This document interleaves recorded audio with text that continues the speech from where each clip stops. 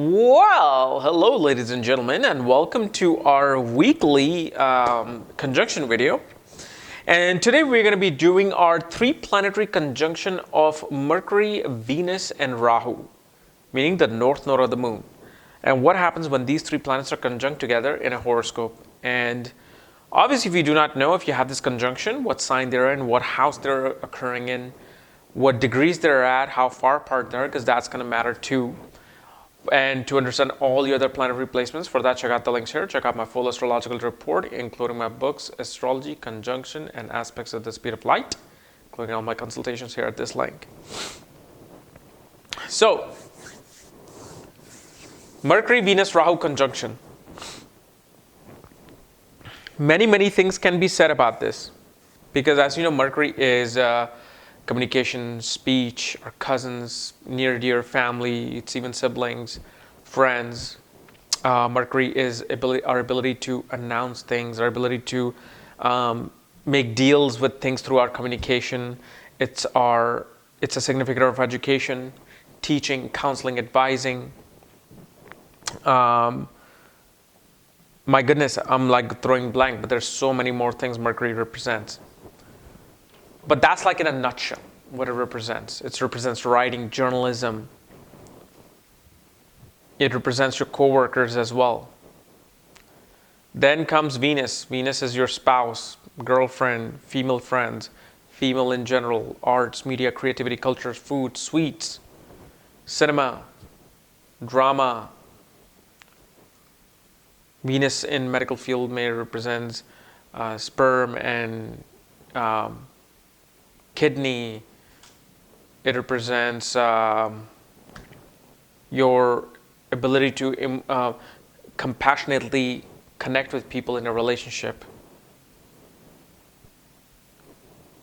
Then comes the north node of the moon, Rahu, which represents the illusion, the Maya, something which is inflated to think that it's real. Rahu is your ancestors. Rahu is your grandparents. Rahu represents snakes, poison. Rahu is a natural scientist. Rahu is illusion, magic, photography, filmmaking. So what happens when these 3 planets come together in one house? One thing you will notice about these people, that they're always attracted to especially women of different culture who are living near them. Like they will be attracted to the opposite sex of different culture, ethnic background, and who are very good with communication, and who also live locally to them. These people are able to communicate in a very unusual, awkward, and in a way where they're like kind of breaking the confines of society. Like, for example, hip hop. Let's just take Snoop Doggy Dogg, for example. And Dr. Dre, for example, they started to communicate about the reality of their life, living in the ghetto, living in the hard streets, by using very harsh language, by breaking the boundaries, breaking the rules, the regulations of society of speech, and they did it in a creative way. And that's what this person would want to do wherever this conjunction is placed. Like, for example, in the 3rd house or 2nd house would be an obvious example of a person who is very much dedicated towards communication, music, writing, poetry, and wanting to communicate their creative ability in a very peculiar way. Ways that people will think it's awkward or against the society's norm. At the same time, these people always tend to wanting to be exposing themselves. And I don't mean like exposing themselves as in like just getting naked in public. No. Well, that could happen, but what they like to show off their body. They always like to be on the beach and always wanting to either, be in their bikini or their shorts, showing their abs and muscles. They just have this nature that I've kind of always encountered with this conjunction. Extremely flirtatious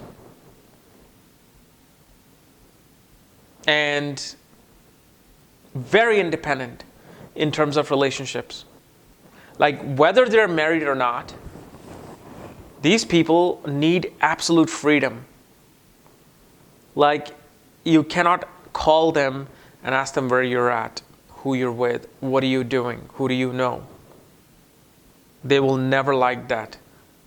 They can be absolutely be committed to you, but they do not want to be pushed towards who they interact with, make network circles with, who they go out for a coffee with. So if you're in a relationship with someone, or if you are married to someone, and if you like to have them around for a long time, you got to give them that freedom. You got to trust them. If you do really trust them, you got to give them that freedom. Because they need that in order to really express themselves to you or to anybody else. Because Rahu is a very independent energy. Rahu wants to break free of everything and just fly like Phoenix and like the eagle.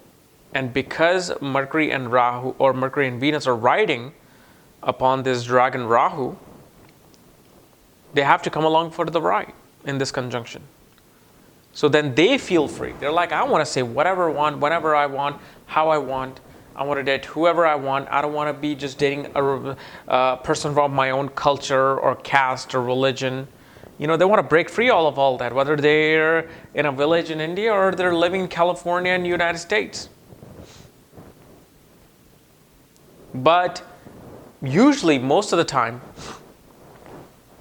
they will be very creative in writing, communication, music, anything with air, like guitar and piano, harmonium, mouth organ, trumpet. They love playing a certain instrument that requires air.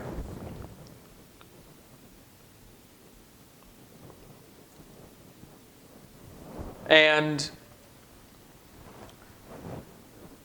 you will also notice that perhaps, especially if Venus is not in the good condition, and both Mercury and Venus are also not in the good condition, you will probably, if you investigate it, you will know that one of your aunts and uncle must have had an affair at one point in their life.